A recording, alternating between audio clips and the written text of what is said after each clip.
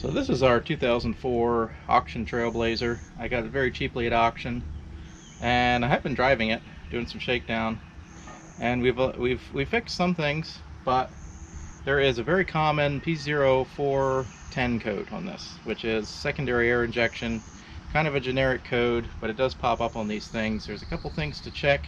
We're going to run through that and see what we can find on this thing.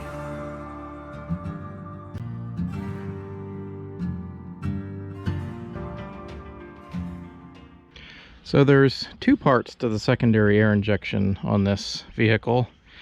There is a pump which pulls air from the air box and cycles it into the exhaust to burn unburned fuel. At least that's my understanding of it. Could be wrong, but that's the basics of that. So there's the pump, there's a fuse and a relay for the pump. That's commanded on by the computer. Then there's a valve that actually opens to allow that air into the exhaust, which I believe is right here. And this is the hose from the pump. This is the hose that goes to the pump, if I remember rightly. Comes from the air box. And this valve opens, and there's a relay and a fuse for that too. And that's just the basics of the air injection system. Not much more to it than that. So there are some tests we can run on evap. If you go to special functions, and then you go to engine output, and you go down to evap and air pump. Let's do the air pump relay. So it's going to load the data. So right now obviously the air pump relay is off because the engine's off. It's not running. But if I can command it on,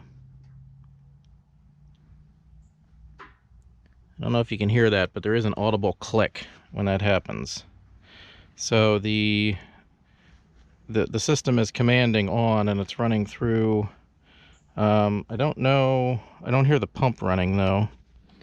So I'm going to command the air pump relay on. So now it's on. This is the hose from the pump, and it's not passing any air. So if we wait, this should turn off. Here it is. So I believe that this is working. Now whether it's actually physically opening or not, but it sounds like it is. So an initial diagnosis leads me to think that the solenoid part is okay, and the relay, the fuse for that side. But the relay and the fuse and everything for the pump, let's see if we can find something on that. Yeah, I had to verify. This is for the air pump, not just the solenoid, so it's the whole system, I guess. So it should be running the air pump when I do that. So the air pump fuse is number 56. It's a big one. 60 amp.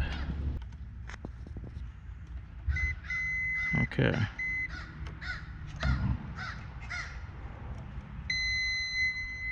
Alright, so the fuse test's good. So now we should also have a relay.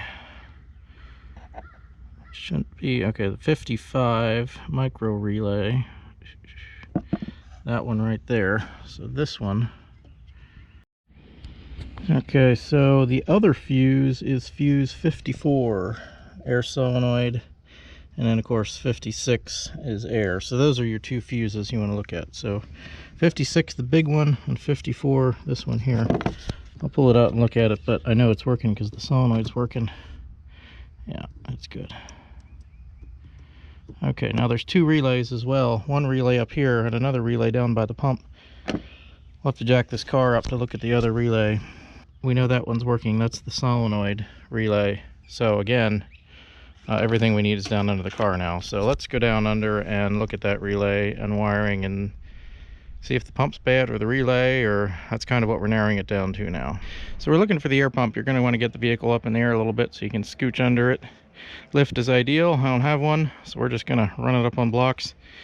So the air pump is in front of the fuel tank with a little bit of space, and basically beside the transmission. So fuel tank's back here, and then the air pump's up here-ish. So let's scooch under and take a look. All right, so here is our air pump. Pine needles, we'll clear them. So here's the relay. So what you want to do is pull this relay down, and you're going to want to check for power and everything at the relay. Actual power for the pump, I don't know if you can see these cords back here. My fingers are. Actual power for the pump goes into this harness and then down to the pump there. So let's first of all, we're going to pull this relay and check for power and everything at the relay and check for good ground and all that stuff. So let's unclip that and pull this down and take a gander. So here's the relay. It is a standard relay setup. I don't know if you can see that.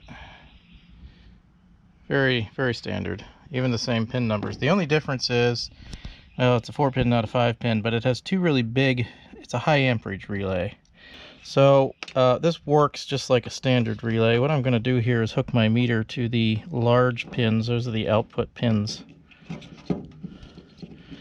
Just set it for continuity check. And then I'm just going to apply battery voltage to these small pins. Well, before we do that, let's verify all our leads and everything on the meter. Okay. Now we can check the relay function by just touching this. So it's clicking, but we're not getting anything on the meter. No continuity, nothing. Just infinite resistance. Yep, so I think that might be bad. So this relay from GM costs $70, give or take a few dollars, and you can find a decent replacement for about $50. You can cheap out for $30, and that's current relay prices on this. So you might ask yourself, what's special about it? Pretty much this plastic case. Everything else is pretty much the same. It's a standard high amperage relay. Nothing special with the coil. This one that I took apart, oh, there it is. I don't know if you saw it fall out. The contact actually fell off. Probably from heat and everything, and maybe lack of waterproofing. I don't know. So obviously it's not going to work right. So yeah, it's just a standard high amperage relay in a $30 case. So I'm going to replace this, and I'm not going to do it the right way, because quite frankly I'm tired of parts like this. It's going to fail anyway. $70 buys me a lot of $6 relays. That's what I'm saying. So I think this is a 60 amp circuit, but there's no way that pump alone is pulling 60 amps, because that's also part of the, the whole solenoid circuit as well. So I don't know. I think we can downgrade it to 40 amps. So basically what I'm saying is we should all aspire more to be like that guitarist in the Kim Carnes video, Betty Davis Eyes, who stands there in his pirate costume, and every couple of minutes he just strums his guitar, as she says a line. And that's pretty much all he does the whole time in his pirate costume. So I think we should all aspire to be more like that. And in that vein of thought, I'm going to downgrade this to a 40 amp circuit and use a 40 amp relay and a 40 amp non-waterproof plug. I don't know. We'll put lots of dielectric grease on it, tape it probably. Will it work? I don't know. We're going to find out. But because of my discounts and everything, and I had a coupon, whatever, all of this was like $2.20. So yeah, that's what we're doing. I'll let you know if it holds up. I don't know. We're going to find out. Either way, it's better than spending another $68 from GM for this relay. So let's put this on and, I don't know, see what happens. This is a 40 amp relay, so we're going to downgrade this to a 40 amp fuse. I'm sure that'll be perfectly fine. Oh, there we go. Yep, sure that didn't do any damage. Alright. Sure we'll have to fix that, so let's just set these aside for now. Spiraling downhill rapidly. Okay, I'll just leave that there because we'll probably need to replace that. We have a spare, yep, okay. So let's plug this in. We will waterproof it later if it works. I don't. Could blow right out of the gate. We don't know. Alright, let's see what happens. Let's just try this again. Oh, I hear it running. Okay. Excellent. Command it off. Yeah, and it winds down. Okay. Now we just gotta waterproof that and make it good, and you know, replace the relay every year when it fails. But I'm okay with that because it's a $5 relay now instead of a $70 relay. All right, so as you can see, there are no codes. Oh, I don't know if it's easy top there. I don't want to get a YouTube hit against me. It's a shame, because, well, I'm not a very sharp pressed man right now because I'm in my working clothes. But anyway, I digress. No codes. Problem is fixed. I did pack that in dielectric grease really good and kind of shove it up in. Basically, unless you're submerging the car in water, you know, you should be all right. But I really packed it heavy in dielectric grease, so I don't think we should have any water getting in there. But again, not a waterproof relay, not made to be, so it will fail faster than a different one probably. Now, I will say if this was a customer's car, yes, I would have done it the right way and told him to get the $70 or $50 relay, and we would have put it in and been done with it. But since this is my car, you know, we can get away with that. So anyway, there she is. Still running, no codes. I'm gonna call that fixed for now.